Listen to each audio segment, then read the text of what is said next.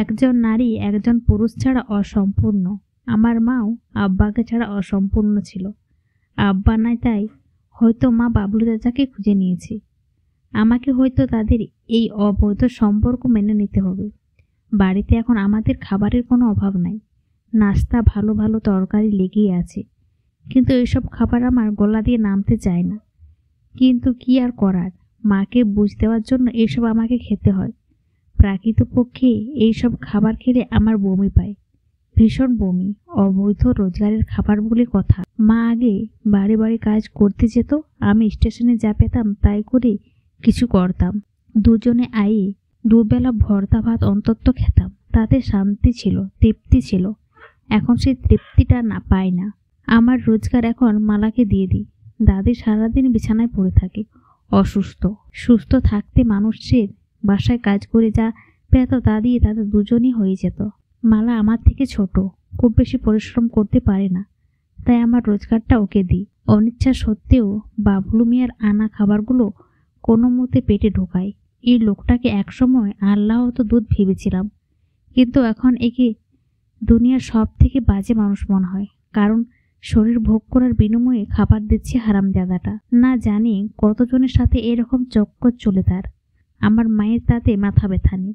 নিজের শরীর বিক্রি করে টাকা পাচ্ছে, খাবার পাচ্ছে, সেটাই বা কম কিসে। সবচেয়ে বড় কথা, নিজের শরীর সম্পর্কে চাহিদা নিবারণ হচ্ছে। প্রাপ্ত বয়স্কদের তো এই চাহিদা নাকি থাকতে হয়, না হলে নারীত্ব বা পুরুষত্বহীন বলা হয়। আমি এখন চুপ থাকতে শিখে গেছি। মা চলছে তার নিয়মই। আমি সবকিছু দেখে না দেখার ভান করে চলছি। চোখ থাকতেও অন্ধ যাকে বলে।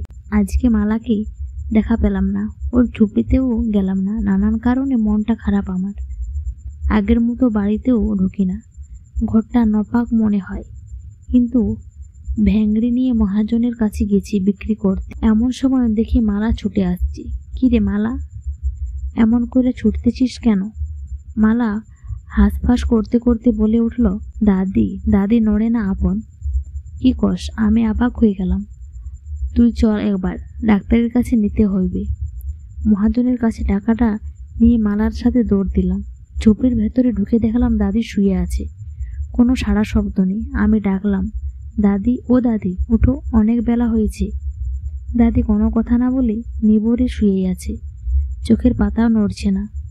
মালা ডুবরে কান্না শুরু করলো। আমি আবার ডাকলাম, ও বুড়ি।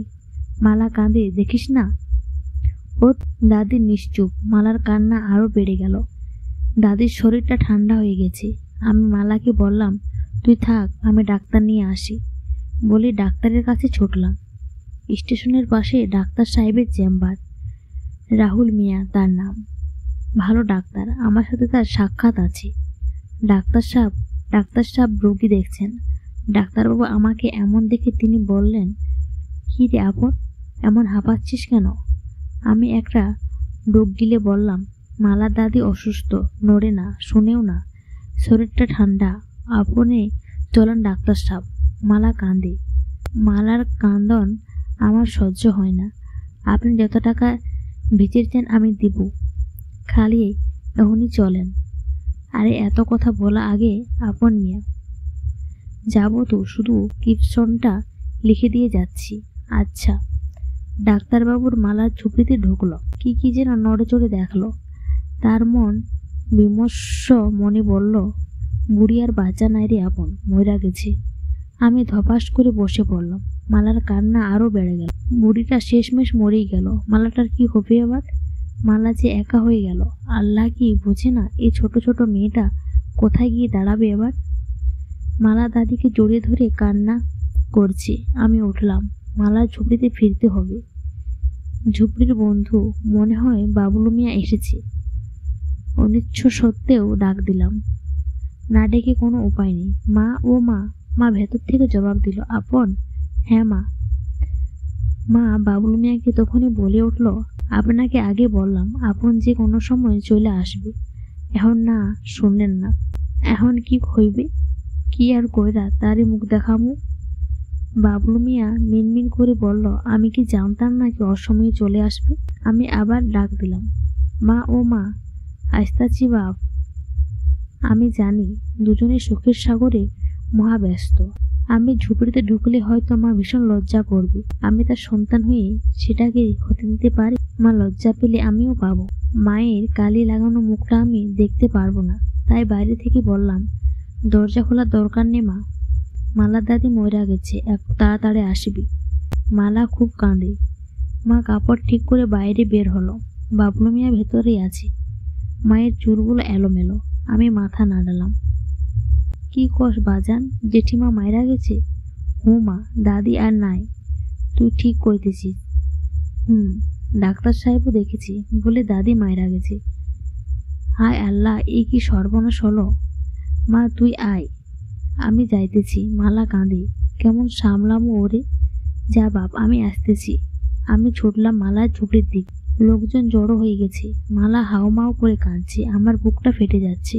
আল্লাহ কি এমন করে দিল যে মালা কাঁদলে আমার বুকে লাগে। একজন মানুষ বুড়ির সৎকার করতে ব্যস্ত হয়ে পড়ল। আমি মালার পাশে বসে আছি।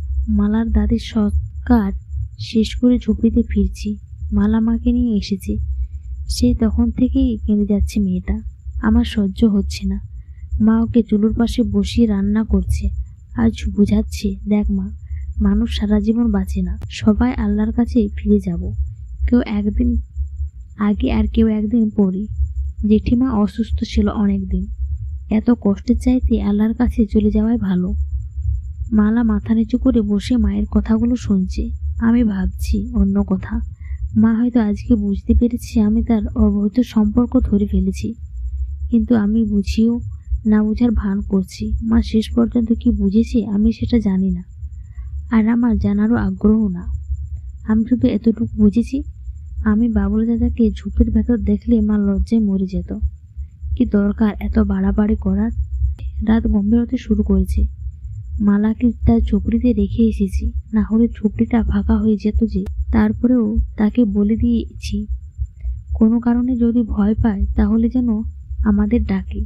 মা এক পাশে আর আমি এক পাশে শুয়ে আছি। মা বলে উঠল, বাপ কাছে আয়, মাথায় হাত বুলাই দেবো। না মা, ভাল লাগে না। কি হয়েছে বাজান? আমি জানি না, আমায় বল, মাকে বল। মা বললাম তো, তুমি ঘুমাও।